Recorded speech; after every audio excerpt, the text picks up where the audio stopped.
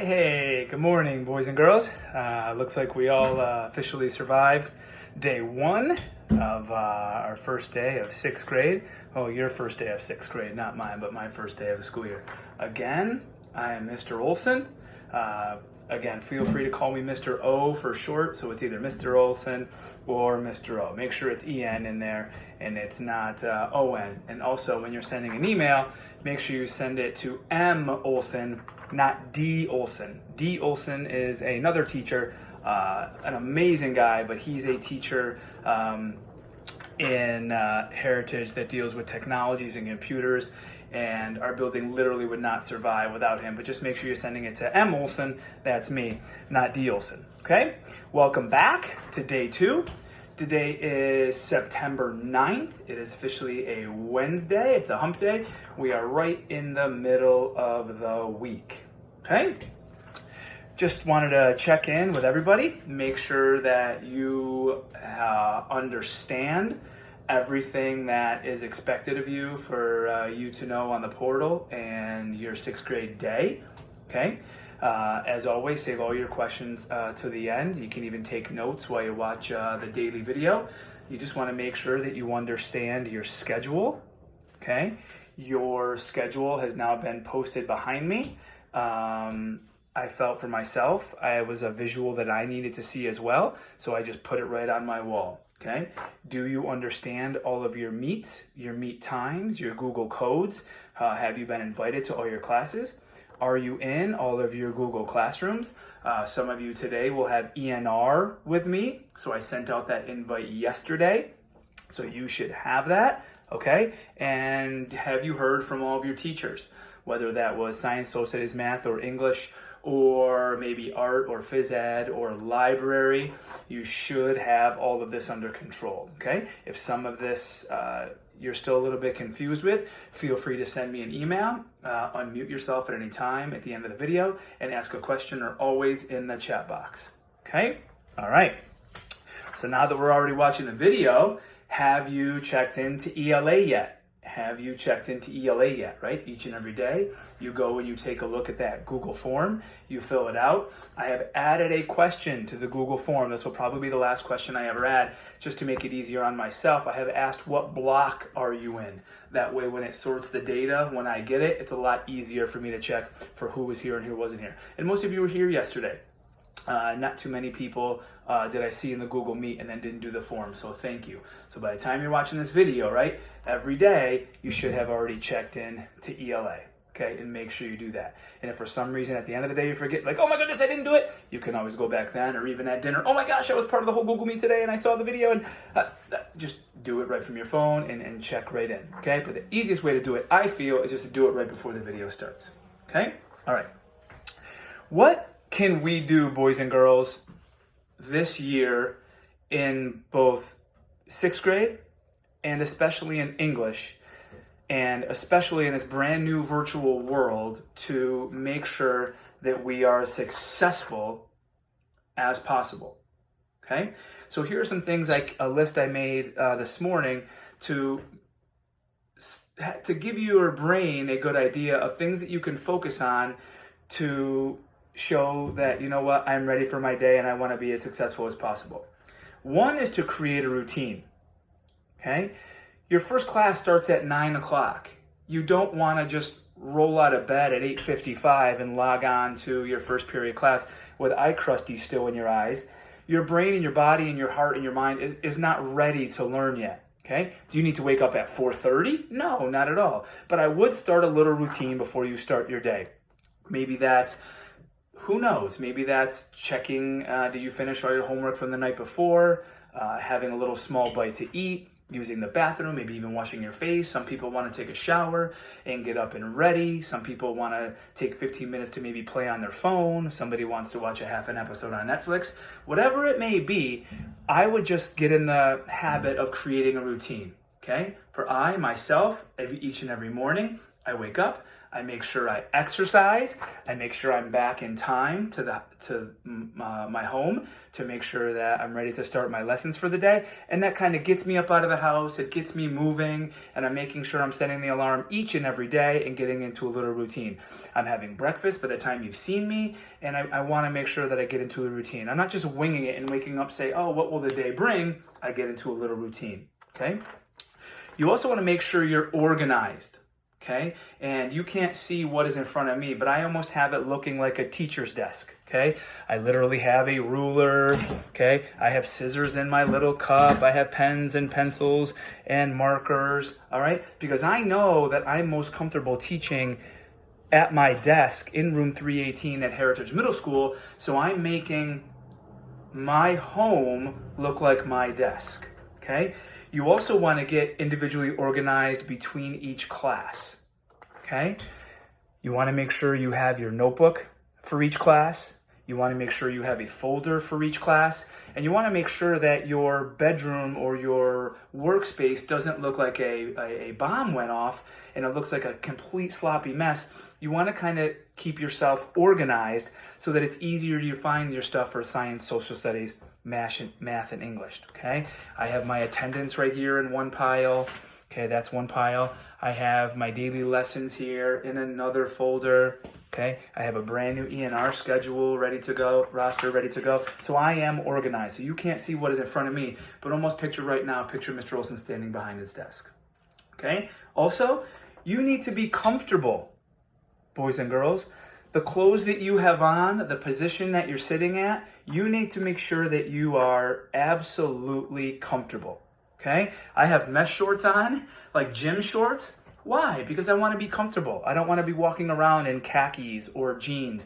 I'm going to be up on my feet, moving around, creating lessons, talking to you all day long. You want to make sure that you're absolutely comfortable. Okay? All right?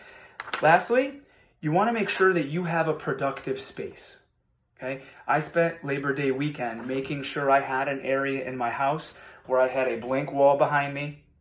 I have, right now, you can't see, but my Chromebook propped up on top, so it's able to get me at this view. I have my mouse here off to the side, and I have a workable space. I gave myself 3 to 4 feet back here to kind of move and back and forth, and you want to make sure that you're comfortable, okay? So if at home you are not feeling comfortable, whether it's the desk or that mom and dad have you in the kitchen or the basement, and you don't feel right, you need to talk to them. In order for you to be the most productive you possibly can, you need to make sure that you have a productive workspace. Okay? If it's not working for you, you got to speak up. Is it too loud? Is it not comfortable? Is the temperature not right? Perfect example, this morning, I'm getting ready to record this lesson, and my neighbors are outside mowing the lawn. So I had to wait until it was done because I knew that wouldn't be a productive lesson if I'm constantly competing against a gigantic lawnmower. Okay, so make sure you have a productive workspace in front of you. If you were in my classroom and your desk or your chair wasn't comfortable, you would ask me to get you a new one, right? Exactly. So you have to make sure that at your home you have a productive space as well. Okay? We have to think positive thoughts, boys and girls. If yesterday didn't go the way that you planned, and I'm sure for many of you it didn't, I've said this in yesterday's video, we cannot stress over things that are out of our control, okay? We understand. If you ever have a trouble logging into my Google Meet, a form is not working, please, all you need to do, boys and girls, is we understand. Send us an email, text us in the chat box if something is going wrong, please. I already heard from a couple parents yesterday. The launch pad was down. They tried to get into the Google Meet. We understand, boys and girls. We are very flexible and very understanding. Now, if you go missing for long periods at a time, we're going to reach out to the family to find you. But if there's ever a glitch in technology or the Chromebook dies or anything along those lines, please send us an email, and we completely understand, okay? We must be flexible, and that's what I'm talking about in regards to you in this school year, okay? Every Google Classroom you have, all the rules you have in your Google Classrooms, all the different policies, all the tasks, all the expectations, all the orders of what you do things may be different from class to class. And you need to be flexible. Mr. Olsen may ask you to do the Google form at the beginning of class. Mrs. Ladero may ask you to do it at the end of the class. Mrs. Melita might say not do it until after school. Someone else have made deadlines for homework. Other ones may require you to put your camera on. Some teachers may ask you to unmute yourself at all times. Every teacher's classroom this year, boys and girls, can be different, okay? That's not usually how it would be in a school. One teacher's not going to let you run, and another teacher makes you walk. One person's not going to let you have a hat on in the school building, and another person won't. We have school building expectations, but from Google Classroom into Google Meet, each teacher may have different expectations you need to make sure you're following his or her expectations, okay? All right. What do you need for English? What do you need for English? Right now, boys and girls, not much, okay? Especially this first week. We're virtual, we're learning, we're getting into our Google Meets and so forth. Here's what you need from me. Need a pencil. That's it. Need a pencil, it's got to have a tip on it. That's it. If you don't have a pencil sharpener, maybe the dollar store, maybe Amazon, you find it good. I have an electric one over there. You want to get a good pencil. No pens. Why? Because we're editing. We're constantly going to be editing our work and working with our work. And we don't want scribble, scribble, scribble. We want to be able to erase. And the other thing you need, can't hold up two things here at once here, I'm trying. You want to make sure you have a notebook. Okay? A one subject notebook. Okay? So that way when we take notes and we do some writing and we do some things called gisting and open free writes and annotations, what are those big words? Don't worry about it. We'll get there next week. You want to make sure that you have a Google Note. You want to make sure you have a Google Notebook. You want to make sure you have a one subject notebook. When we start writing in our notebook, your date would go there. The information in the lesson would go there, and then you turn the page, and then you'd have the information on for the next day, okay? So that's really the only things you're probably gonna need starting by Monday is a notebook and a pencil. That's it. And this one should be all English, okay? We're not doing science, social studies, math, and English all in one notebook. You wanna have a separate notebook for each class, okay? Now, everything I've talked about, boys and girls, in regards to routines and expectations and what you wanna do to be most successful. I saw this quote this morning, and I absolutely loved it, okay? And when I'm done with this video, I'm gonna probably put it up here, okay? If anybody who's been in my classroom before, you know I love quotes. It says, your goals must be aligned with your vision and action, or they won't serve any real purpose. Again, your goals must be aligned with your vision and action, or they won't serve any real purpose, okay? And what Mr. Olsen takes from that is that we can all have goals. We can all have things we want to accomplish. Well, you can't just want them. You can't just want this to happen. You can't just want to get this. You can't just want to do that, and it's going to happen. Your goals, boys and girls, have to have your doing and your action and your putting your energy towards it in order for that to come true. Your goals can happen without a doubt, but it takes you making sure that you're doing something about it.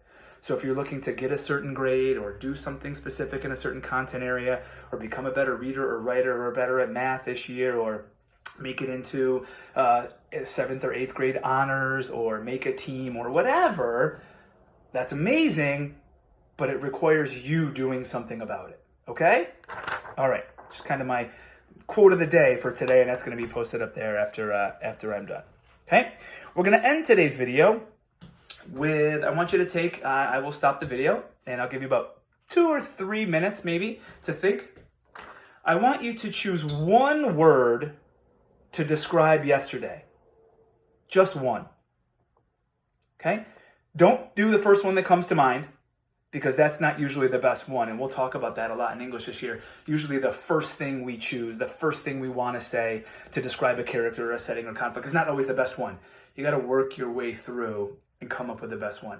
So of all yesterday, from 9 o'clock to 3:15 or after 3:15 or before 3:15, I want you to take a moment, take about 2 or 3 minutes. I'll stop the video at the end and then I'll share mine. And I want you to think of one word to describe yesterday. Keep it to yourself, not in the chat box. Don't share out loud yet. I just want you to think of one word. And let's try to stay towards the positive side on this word. Okay, we don't want to say it was crummy or stupid or dumb. Well, think of a word that would also describe maybe the difficulties that you had, but it does not necessarily have a negative denotation or connotation, right? You want to think of a way to describe something without being flat out just negative, right? So we're not going to say yesterday was dumb or stupid or frustrating, right? We want to kind of paint it in a way where it has a more positive vibe to it, okay? So I'm going to stop the video, give you about 2 or 3 minutes, keep it to yourself, no chat box, don't say it out loud. I want you to think of one word to describe yesterday. Okay, boys and girls, today's Wednesday, today's hump day. Today is September 9th. I will pause the video. Day 2 of English. Welcome aboard. Let's all come up with one word to describe yesterday. I already have mine. Ready, set, go.